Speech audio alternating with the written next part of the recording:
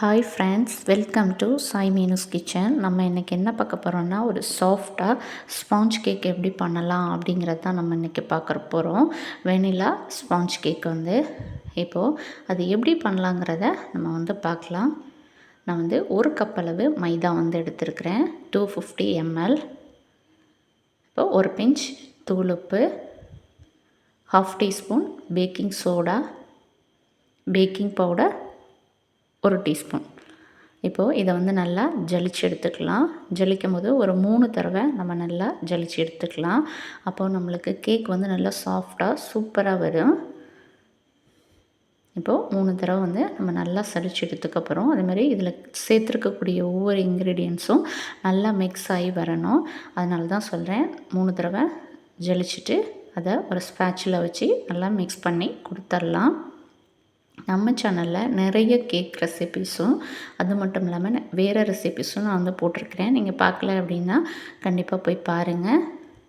இப்போது ஒரு காஞ்ச பவுல் எடுத்துகிட்டு அதில் ஒரு 4 முட்டையை சேர்த்துட்டேன். இப்போது இதை நம்ம பீட்ரு வச்சு நல்லா மிக்ஸ் பண்ணி கொடுத்துடலாம். அதோடய கலர் கொஞ்சம் சேஞ்ச் ஆகி வரணும், அந்தளவுக்கு நல்லா மிக்ஸ் பண்ணி கொடுத்துடலாம்.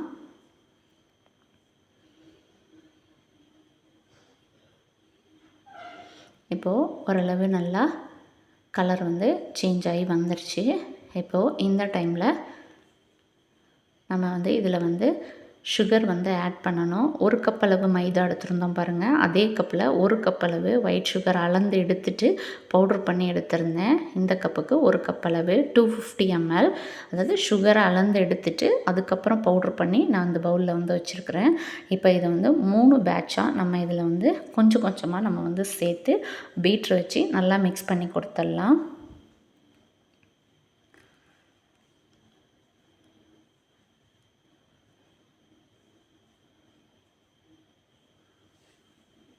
இப்போது ஃபஸ்ட்டு போட்டு நல்லா மிக்ஸ் பண்ணி எடுத்தாச்சு.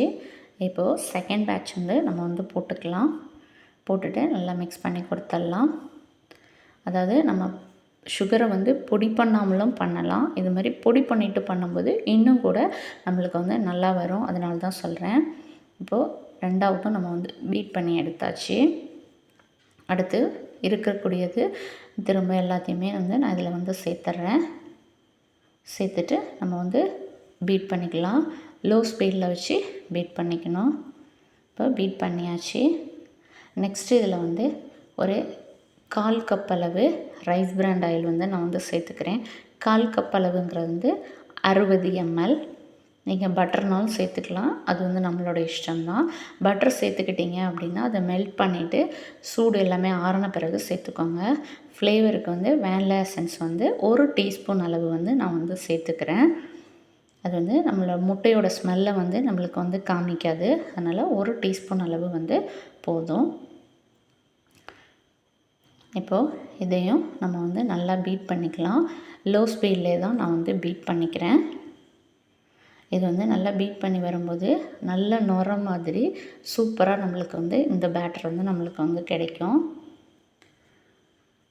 பாருங்கள், சூப்பராக பீட் பண்ணி எடுத்தாச்சு.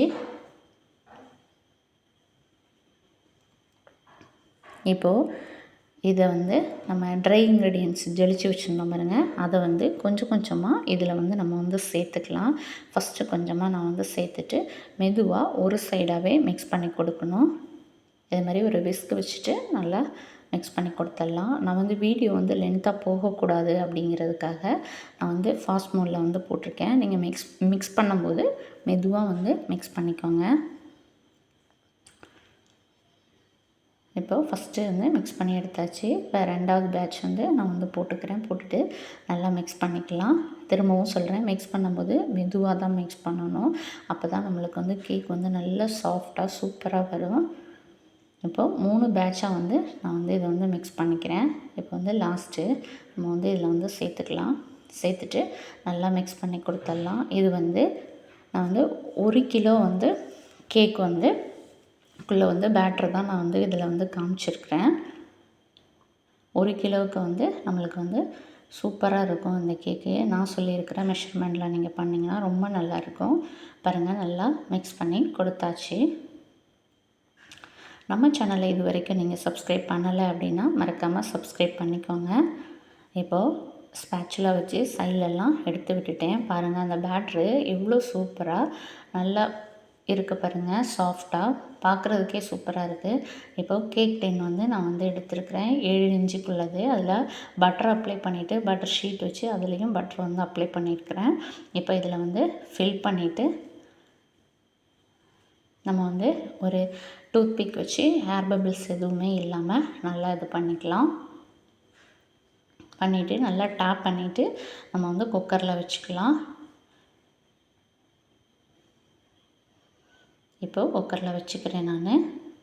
அடுப்பை ஆன் பண்ணி கல்லுப்பு போட்டு ஒரு ஸ்டாண்டு வச்சுருக்கிறேன். இப்போ இதுக்குள்ளே அதை வந்து வச்சாச்சு.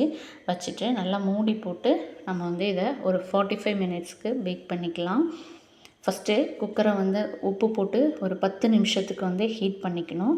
அதுக்கப்புறம் லோவுக்கும் மீடியமுக்கும் நடுவில் வச்சுட்டு நம்ம பேட்டரை வந்து உள்ளே வச்சுட்டு ஒரு 3/4 மணி நேரம் வச்சா போதும். நம்மளுக்கு சூப்பராக கேக் வந்து பேக் ஆயிரும். பாருங்கள் 3/4 மணி நேரம் ஆச்சு. நல்லா பேக் ஆகி சூப்பராக சாஃப்டாக வந்திருக்கு. இப்போது இதை வந்து வெளியில் எடுத்துடலாம். பாருங்கள் வெளியில் எடுத்துகிட்டு கேக் வந்து நல்லா ஆறிடுச்சு. பாருங்கள் எவ்வளோ சாஃப்டாக சூப்பராக வந்திருக்கு பாருங்கள். கண்டிப்பாக இது உங்களுக்கு பிடிச்சிருக்கும் அப்படின்னு நம்புகிறேன். பிடிச்சிருக்கு அப்படின்னா லைக் பண்ணுங்கள், மறக்காமல் ஷேர் பண்ணுங்கள். நம்ம சேனலை சப்ஸ்கிரைப் பண்ணலை அப்படின்னா சப்ஸ்கிரைப் பண்ணிக்கோங்க. ஓகே ஃப்ரெண்ட்ஸ், தேங்க்ஸ் ஃபார் வாட்சிங். நம்ம நெக்ஸ்ட் வீடியோவில் மீட் பண்ணலாம். அது வரைக்கும் பாய்.